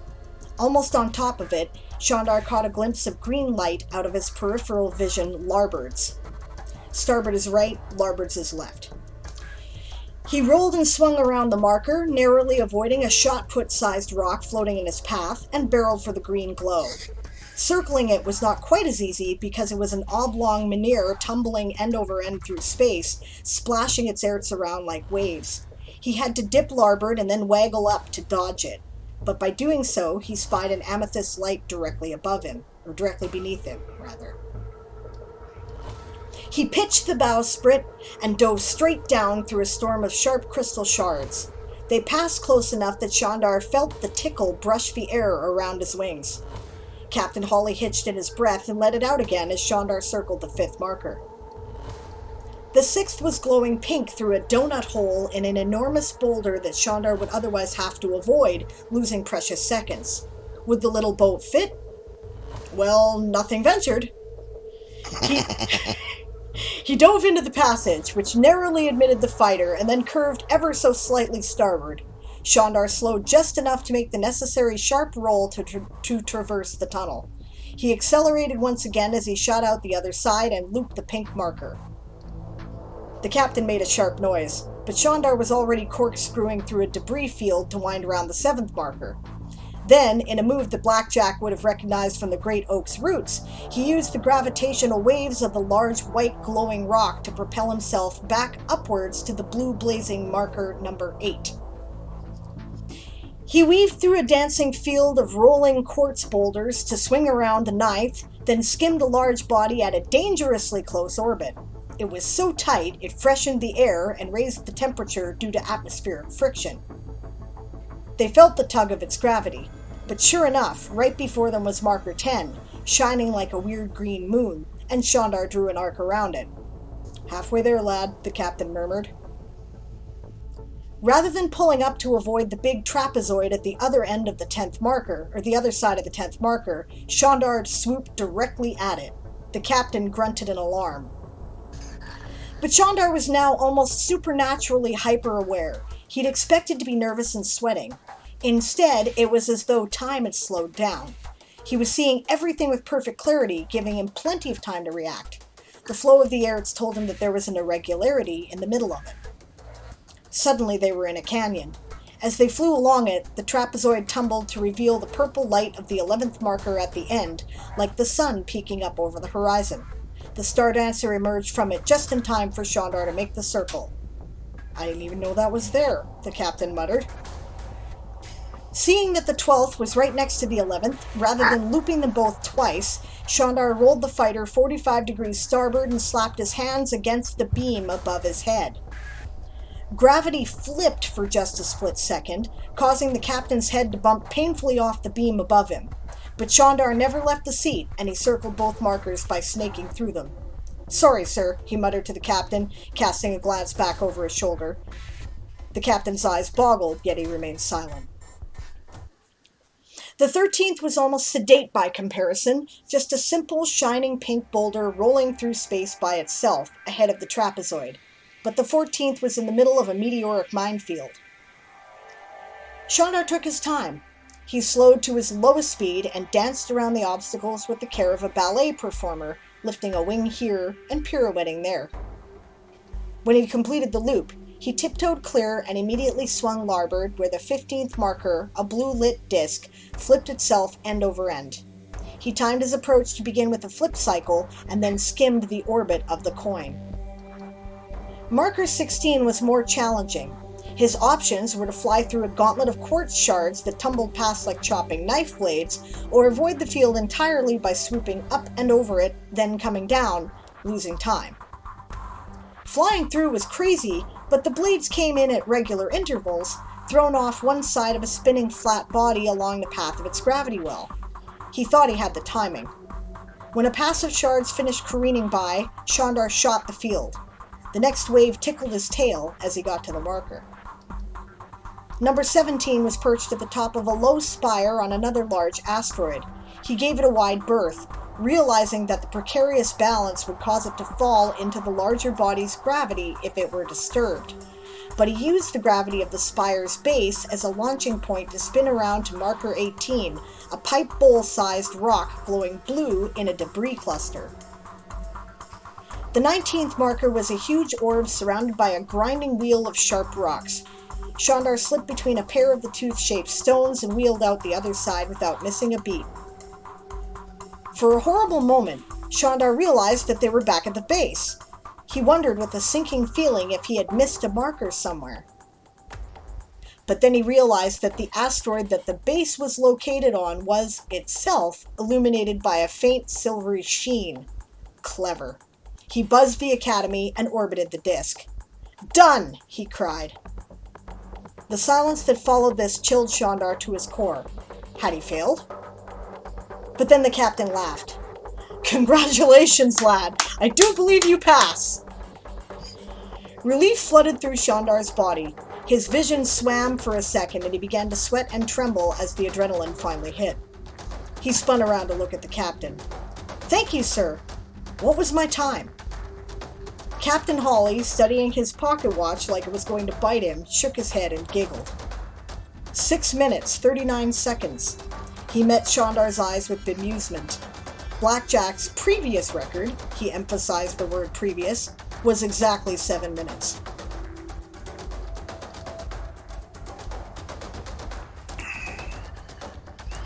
A happy moment for Shandar there. He doesn't have lots of them.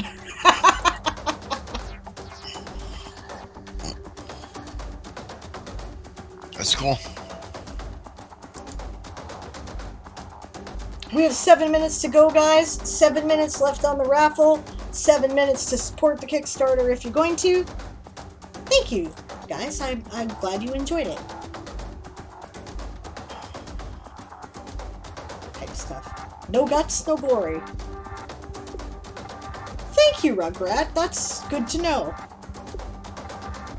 Woo, back for the last bit of the stream, says Melody.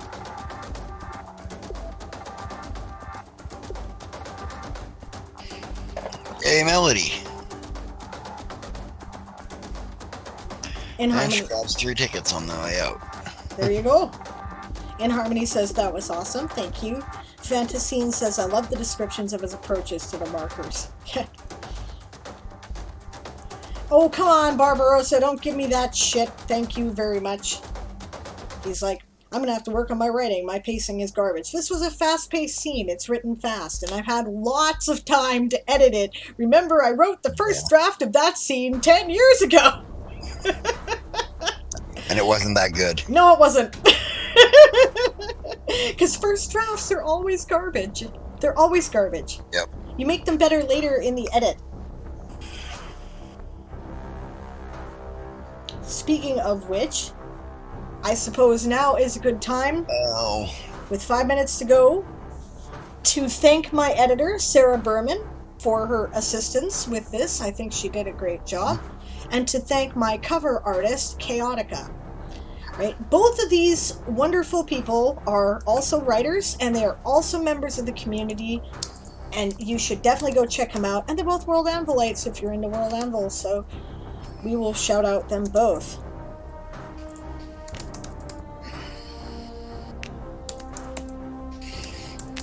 Let's see if I do this right here.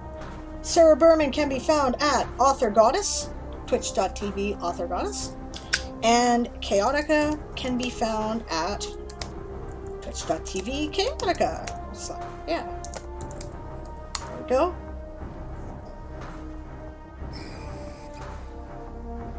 Yeah, Siobhan says, pacing can be worked on, Sparkles. I'm struggling with pacing for my second novel, but then I'm only still writing. Exactly. It comes in the edit. It's part of why book 3 has been such a nightmare headache to me, is because I know my pacing is crap and I'm really working on it, right? Melody says, this is why I write version 0.5 drafts. It's all editing Melody. It's all editing Melody's problem. Yeah. Exactly. All right, 4 more minutes to the Kickstarter, guys. Last chance here. If you wanted to support it, if you've been thinking about it, you have 4 minutes to make up your mind. I'll tell you what. I will run the pitch one last time. It will probably be just enough time to get in on the Kickstarter by the time it is done. So we're going to run the video. This is the last time. You'll never see the video again after this, guys. Here we go.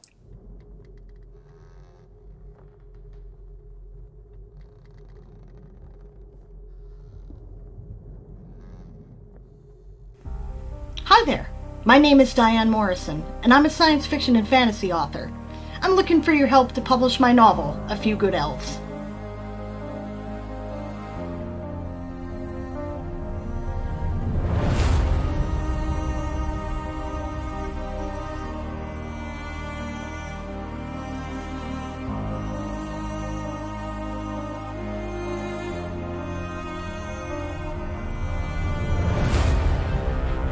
Three years ago, you guys helped me publish Once Upon a Time in the Weird West, which is a collection of my Weird Western serial stories.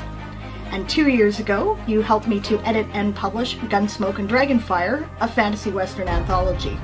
I figure we make a winning team.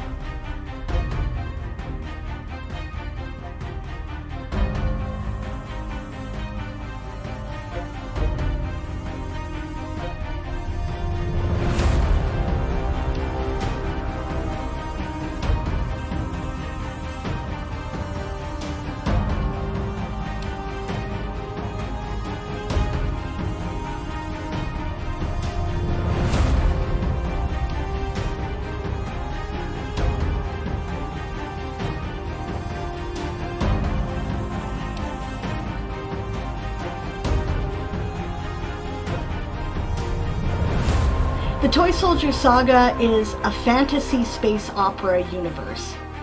It has all of the elements of space opera science fiction, but everything's done by magic. I don't think there's anything out there that is quite like it. And I really hope that you'll enjoy it and the extended universe that has been created around it.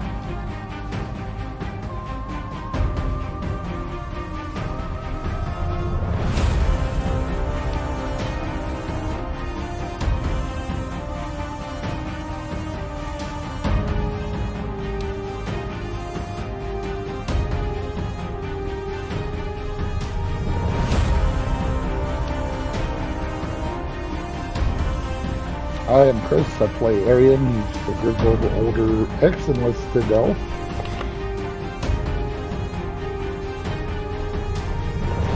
Remember, we've only got 30 days to make this happen. With your support, you can have some of the art that's been created for the books, you can have the stories, the ebook, a trade paperback copy, a hardcover copy, you might be able to get them signed. You could even get the entire collection of everything that I have previously published or been published in. Thanks in advance for your support, and thank you for listening.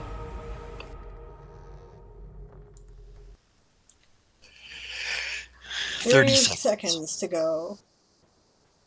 Ooh, holding my breath. Don't hold your breath. Yeah, it's a long time to hold your breath. Might have problems breathing after that. 18 seconds.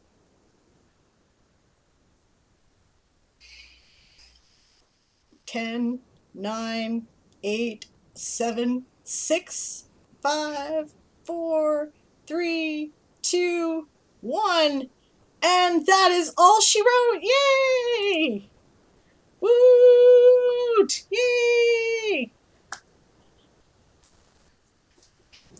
I like the confetti. That is awesome. And boom! Changed over. That is so awesome. Yes! Woot! I need like celebration music. Sing a song. Blank. My brain has gone blank. What should I sing?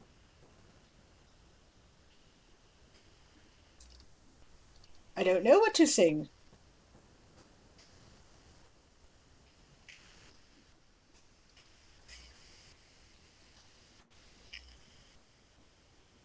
Celebration song. Celebration time. Come on. Let's celebrate. I suppose that dates me, doesn't it? I don't even remember Madonna's. Sing any one of the shanties from the book. Oh, okay. Well, I could actually get out my guitar and do that, but I've done it before now. We're supposed to be gaming. We're supposed to be gaming. Get off the thing. Stop screwing around. Okay. No, come on now. That's not nice. We got to celebrate people with people. Yay! Thank you all so much. I don't know that one well enough to sing it. I only know like part of the chorus there, Rome. Which one's that? Happy. Oh, I don't know that one.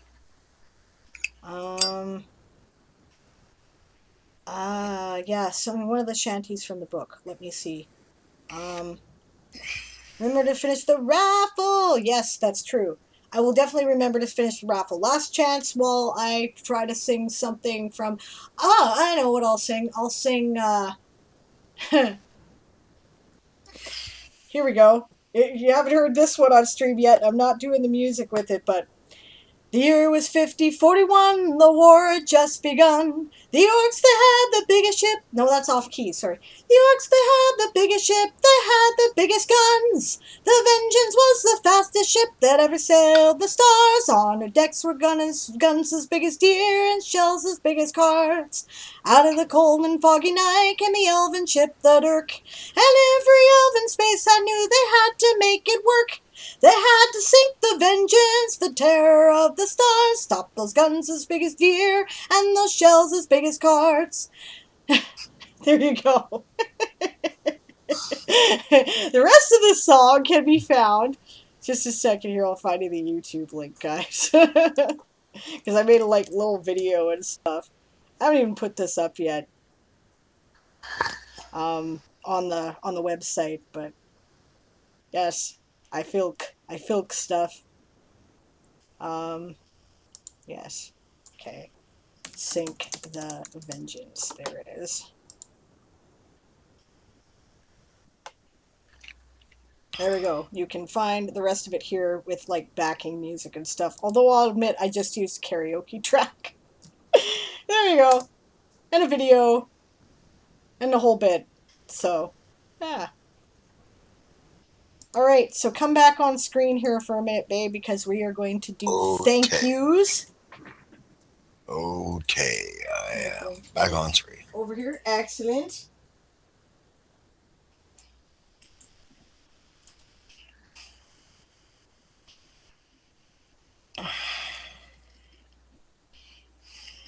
Congratulations, your project has been successfully funded. Remember that there is a 14-day window for reviewing, collecting, and processing pledges. After that, funds will be transferred directly to your bank account. Once the transfer to the bank account occurs, you'll be able to see a breakdown of your payout information and download your invoice. All right, statistics. I can give you guys some statistics. There are, let's see, the average pledge was $52.27. That's stunning, guys. That is stunning. Wow. Wow. Okay, the vast majority here came from direct traffic, no referrer information, which I take to mean links from World Anvil, Twitch, and all of that. So you guys have been the primary people who've come here to find this out. The video was played 157 times. There were 85 project followers, and 35 of them chose to opt in for it, which is a 41% conversion rate. That is really awesome as well. Normally you get, actually that is stunning, because normally you get 10%, exactly. Right? The most popular reward was Ensign at $25, which I believe is everything on ebook. Right? That's the ebook of A Few Good Elves, plus the all the various short stories and novellas that have been published in the Toysoldier saga previously. So that's really cool. All right, awesome. Okay, so from first to last, we're gonna do it in the. Holy crap! There's a lot of names here. There's well, I guess there's 104 people. So thank yous go out to Ian Blacker, Kayatan, Secondhand Samurai, Elaine, who I'm pretty sure is Esau, right? I think it was. Delian, Anna Prados, Shyred Fox, Eli Quake, James Woodwright, Wireless Mouse, CB Ash. The Creative Fund, but they fund everything at $1.22 or something, or $1.26. Yeah, they don't even count. Amelie, Michael Chandra, who his Twitch name is not coming to me right now, but I know. Macaro. Macaro, that's right. Dinosaur Bob. Sarukas. Lorraine Allay. Isabel Kunkel. Jeff Habiger. Kahuna. Chris Lomtalk. Wilbur Yokan. Solar Cat. Grey Lion. ECC Books. J.I. Rogers. Stefan M. Nardi. Deborah B. Stephen Locke. Brian Bondurant. Wayne Mathers. Alexander Veshia. Alan Stephen Bailey, who is my co-host for the If This Goes On podcast. Dazzlecat. Akimoto's. Chuck. Timepool. Patrick Higgins. Matt Ferguson. Jack. Thanks, Jack. Don't know who you are, but thanks, Jack. John Van Mulligan. Darth Nicholas.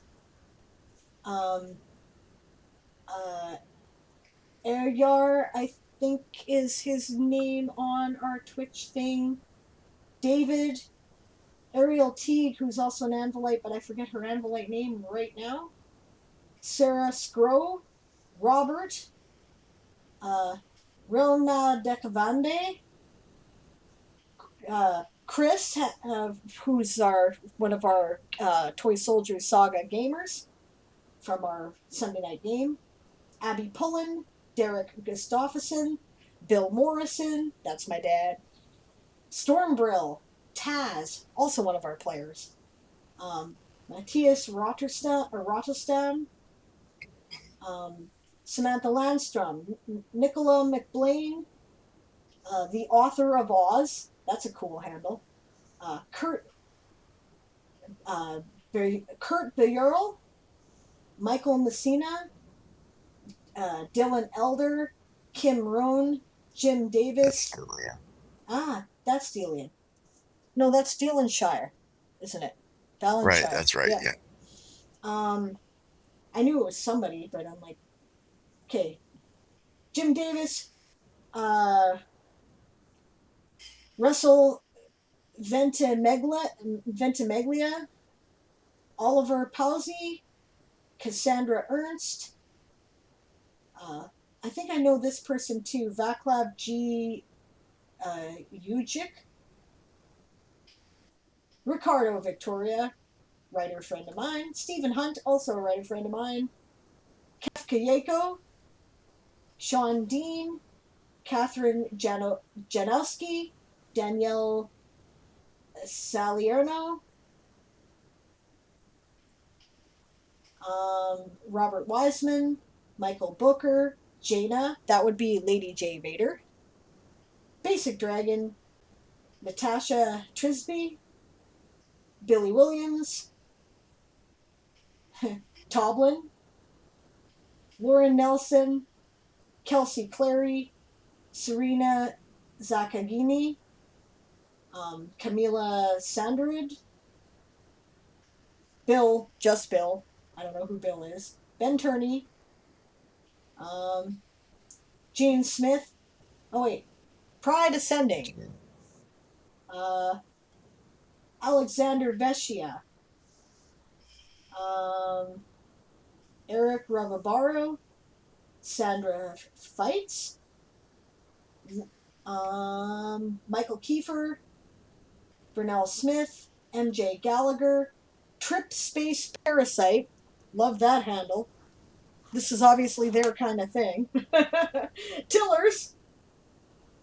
Laura Renwick, I know that name too. That's Laura Bones, isn't it? That's Bones. Yeah. Hanula. Satrium. Amin Chan, thank you. New follower to our channel today. Ronald. Corey Brooke DeBach.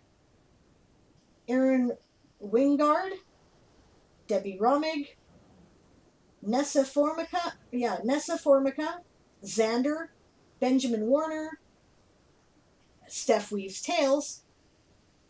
Benjamin Montoya, and DM Sir That's Swank. Barbarossa Sparklebeard. Ah, that's Montoya. right. Barbarossa Sparklebeard. Thank you guys all so much. I can't wait to get this into your hands. Justin Swank, DM Sir Swank. That's right. Sandra Filks would be me, says Fantasine. Thank you, Fantasine. Thank you very much. Thank you guys all. You're so awesome. Okay, so plans. Uh, things are being put together for the formatter right now. Um, we've got some plans about the audiobook that we're going to ask your opinions as backers about, and you will get to vote. We are in the process right now of putting together the short story and novella collection into a pretty PDF that will be actually worth reading, like, because it'll look nice and, all be together in one place, right? That's like the next thing on the agenda, and I hope to have that into it should be done by the time pledges clear. And once it is, I hope to have it in people's hands within like 24 hours, right? I'm going to try to do it as fast as I can so that you guys have stuff, right? And yeah, and the blog tour is being booked. I just haven't heard back quite yet. So that is what's immediately on the agenda. We will totally keep you informed about things as they develop, because that's what I do. So keep your eye on backer updates. They should be going to your emails, and I'll do things like, this costs more, this costs less, right? Oh, we had this drawback. I'm pretty transparent about expenditures when I'm, spending the money that you guys so kindly and generously contributed. So because I feel I owe that to you. You're investors in the project, right? So I'd be willing to voice Madrimlian, says Siobhan.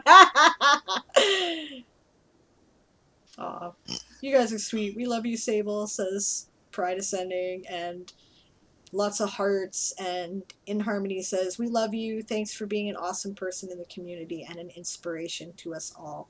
I really, if I'm an inspiration, that makes me happy, because that's what I hope to do. I want us all to succeed. I really believe that a rising tide raises all ships. And that reminds me, by the way, I have some promotion that I want to do for Steph, right? Yeah. Steph is doing, they just released their Paxwood series on Vela.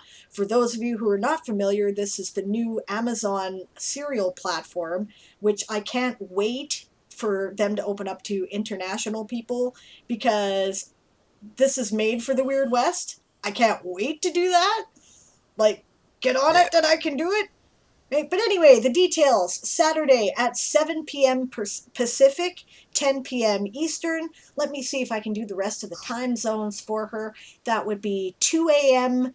on Sunday UTC, which would be 3 a.m. stupid o'clock in UK time, and noon Australian Eastern time. That will be the launch giveaway stream. Have fun celebrating Stephanie releasing her episodic paranormal fantasy to the world on Vela and Patreon, with the chance to win fun fantasy crochet critters. They are really cool. Here is her Patreon. Copy link here and put it there. Okay, and here is her information on Vela if you would like to check out the story on that platform. I understand that the first 3 episodes are already ready and already available. So, yeah, 10 a.m. Malaysian time and 11 a.m. Japan Standard Time. Thank you very much, actually, Siobhan. That's helpful. Try to get, a good variety of time zones. Madrimlian, yeah. Siobhan says, I'll read Madrimlian for free. might have to talk about that. We didn't reach the stretch goal that guaranteed like voice actors though. That would have been 7,000. We would have considered that. We didn't reach that. That's okay. That's okay. Right? It's going to be a good book anyway. It's going to like it's still, a produced audiobook. It's not going to be me reading stuff with all my cleared throats and coughs and other nonsense. So, Yeah. yeah. And I've got if you're a writer out there in the community, by the way, I have an idea for a project again. I know I have more ideas, but I just came up with it tonight, and the idea I is gotta go, man.